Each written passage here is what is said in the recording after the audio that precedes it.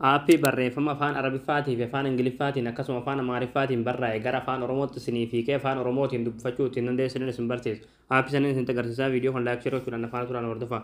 Hayyataa ta'an kiyya aappii kana gabbuufachuudhaaf as Google Chrome keessa ni galtu.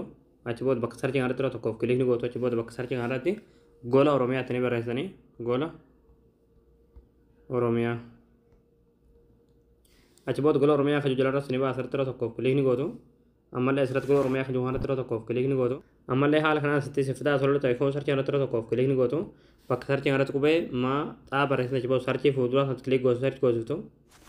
Hayyataa ta'an kiyya aappii gabbuufattanii gargaltanii aappiin kan haala kanaan isin banamaa asirratti formeeshina salaa halluu gootanii. Achi booda ammallee asirratti accept kan jiru irratti tokkoof kilikni gootu. Achi booda ammallee eeyyama kan taniif jechuudha install app kan jiru kilikni gootu.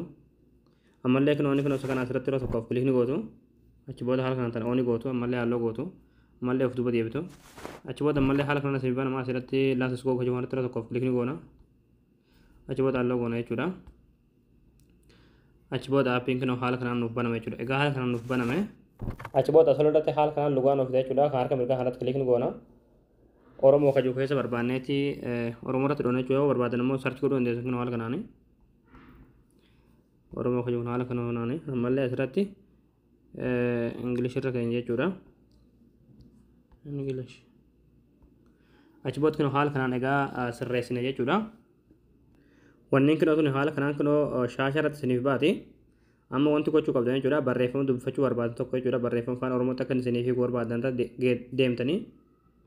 Achi booda haala kanaan irratti ni butan jechuudha. Kun haala kanaan karaa salphaa ta'een barreeffamni sun maal akka jedhu afaan Oromootiin isiniif hiikaa jechuudha.